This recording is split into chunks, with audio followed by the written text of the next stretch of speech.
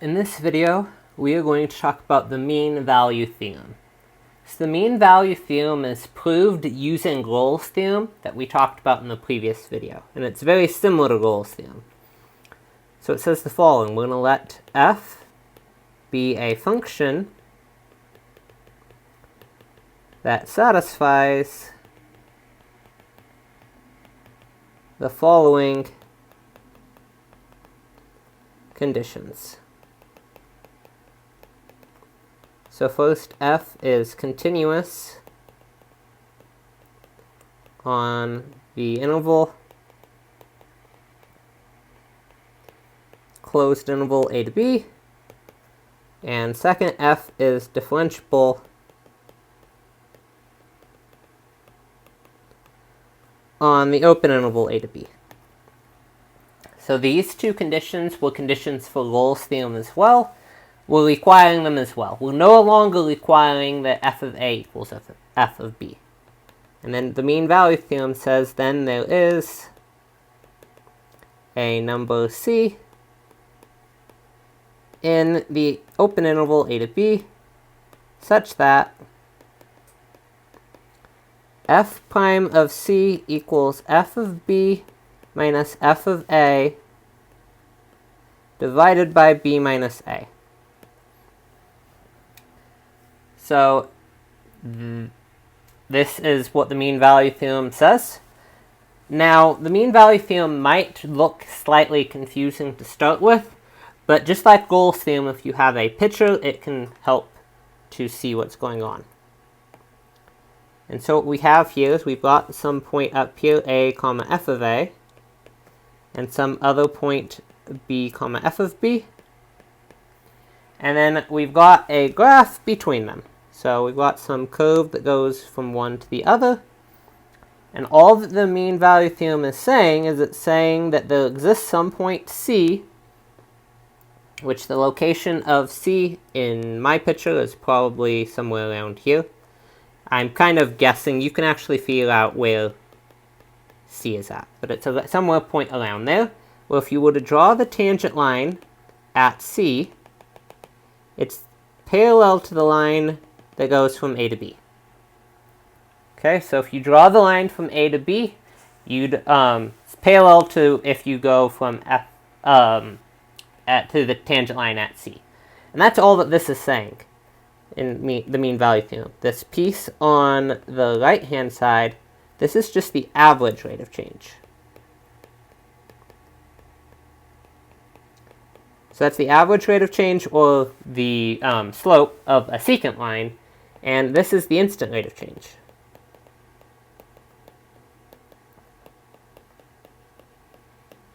So all the mean value theorem says is there exists a point where the instantaneous rate of change is equal to the average rate of change. Now, the way you can kind of view this graphically is you can think of, we know Rolle's theorem is true, and you can think you're just kind of sliding one of the points up, and as you slide it up, the place where you had a horizontal tangent line gets shifted to now become some other type of line. And so you can just kind of think of it as like we're moving one of the points, and that causes our originally horizontal line to become slanted. And it becomes slanted equivalent to how we move things. And so that is the idea of the mean value theorem. So now one thing to note is there can be more than one point, more than one option for C. Okay, so there's nothing that says that point is unique. We could have something like the following happening, where this is A and this is B, and in that case we could have several points, several options for C. So there could be a C right here and then another C like right here. And so this would be like C1 and C2. So you could have more than one point. It's actually probably also a C3 like down here. So you could have multiple points that satisfy the mean value theorem. Now with the mean value theorem, one of the things we like to do is actually find the point that satisfies it. And so that's what we're going to do an example of. So we want to find the point that satisfies the mean value theorem for f of x equals x cubed minus x on the interval 0 to 2. Okay, so we want to find some point that satisfies the mean value theorem on the interval from 0 to 2. Now, the reason why you might care about this is you might have some product that you're producing, and you might want to know when do you actually hit the average cost being the same as the marginal cost. Or if you have a car that's driving along a road and you know its average speed is, say, 50 miles per hour, you want to prove that there's a point where you actually had to be going 50 miles per hour exactly. Things like that. That's where the mean value theorem might be useful. It can be useful in a number of different locations, though. And so what we do here is first notice the mean value theorem will apply. This function f of x is a polynomial, so it is differentiable and continuous on 0 to 2. And so what we do then is we know, by the mean value theorem,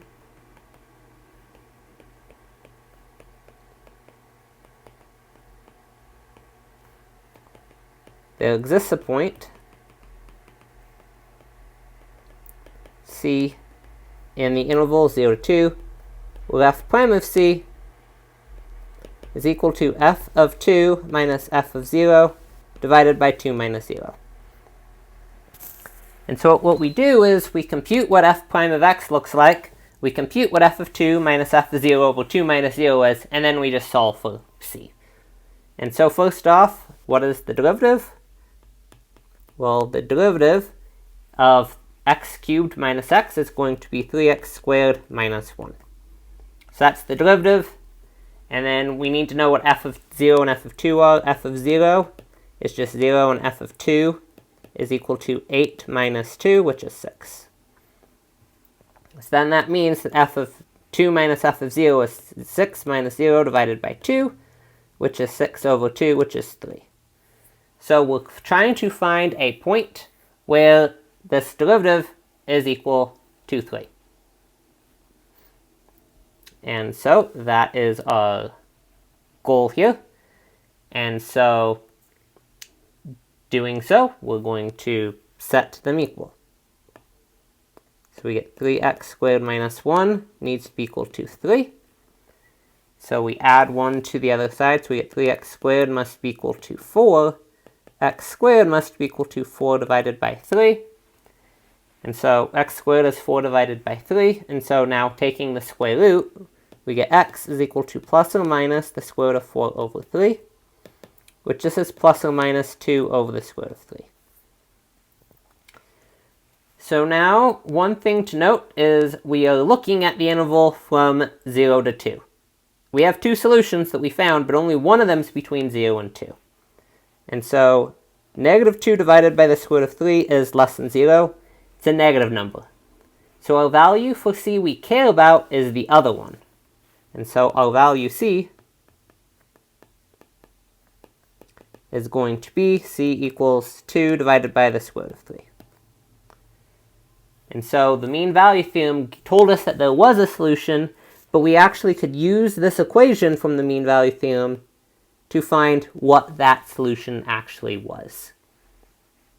Now, just to kind of give you an idea of what this actually means, what this is telling us is that then at 2 divided by the square root of 3, the slope of the tangent line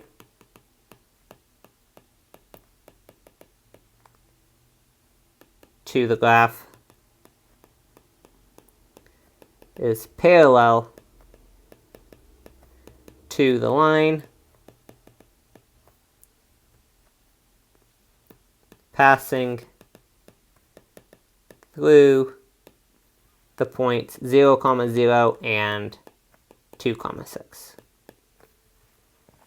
Okay, and so those are the 2 points on the graph. We found the y-coordinates were 0 and 6. And so the tangent line to the graph at 2 divided by the square root of 3 is parallel to this line passing through those 2 points. That's what the mean value theorem is telling us. Now, the mean value theorem also can be used to kind of gauge how fast something could be changing or how big something could become. And so this is another place where it could be used. So we're going to look at the following example. So we're going to let f of x be a function that is continuous and differentiable at all real numbers. So it could be a polynomial or something like that. Suppose f of 0 equals -3, and f prime of x is less than or equal to 5 for all values of x. We want to know how large can f of 2 possibly be. Okay, once again, this is kind of a natural question to ask. You might have some model of a situation where you know at time 0 you had a value of -3, and you know it's growing at most at a rate of 5, whatever you're doing. And you might want to know, okay, how big could I possibly have gotten at f of 2? So again, kind of a natural situation. And so we are given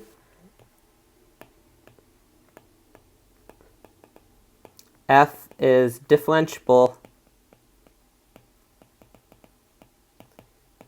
and continuous everywhere. So the mean value theorem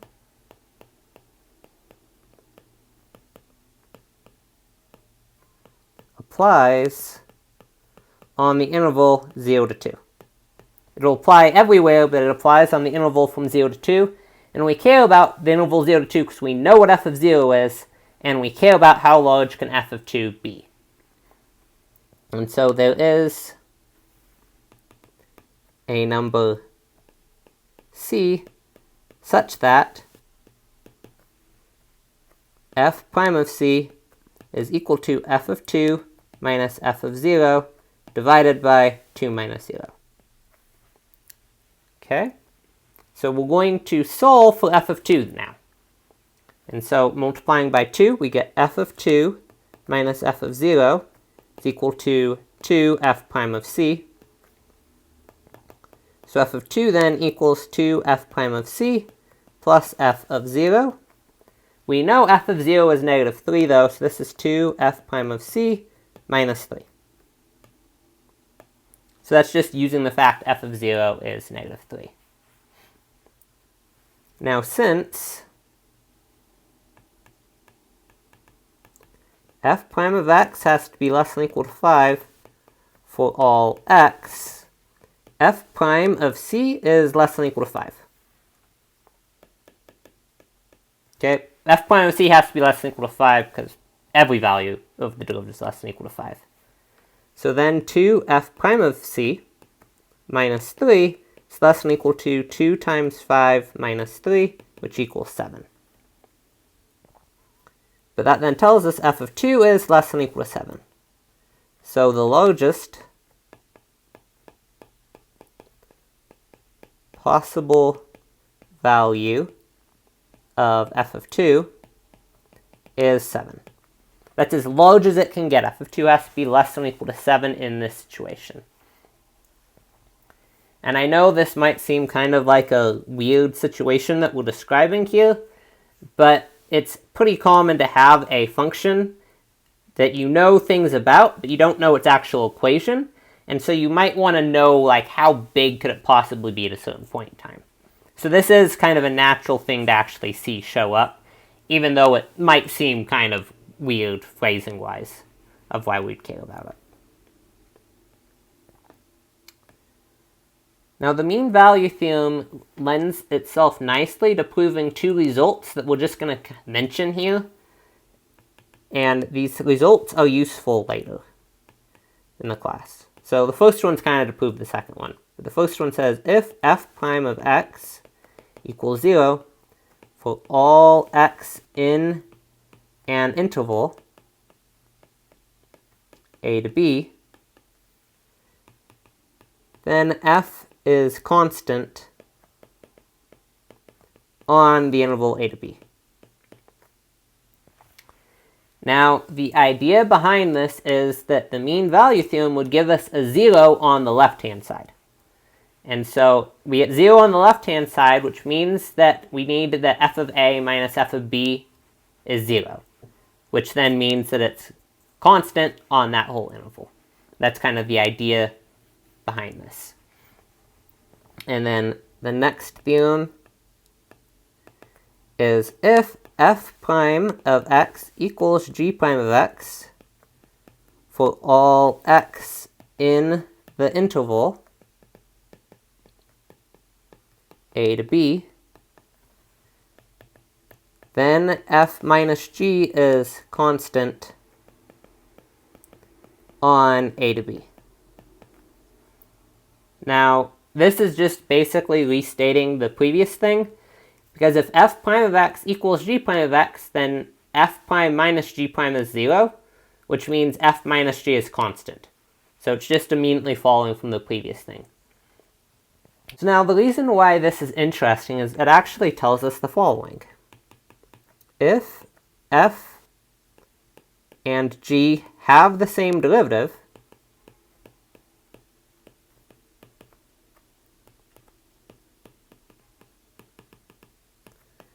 they must differ by a constant.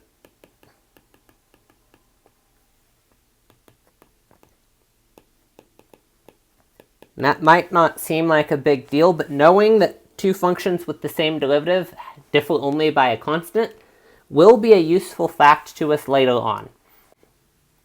Right now we're going to use this fact, though, or these facts, to prove kind of a random fact. I just think this is kind of a cool fact, and so I just want to mention it now. So we want to prove that tangent inverse of x plus cotangent inverse of x is always equal to pi over 2. Which this seems really odd. If you just take tangent inverse plus cotangent inverse, you always get pi over 2. But turns out this is true, and this is how we're going to show it. So we're going to let f of x be tangent inverse of x plus cotangent inverse of x.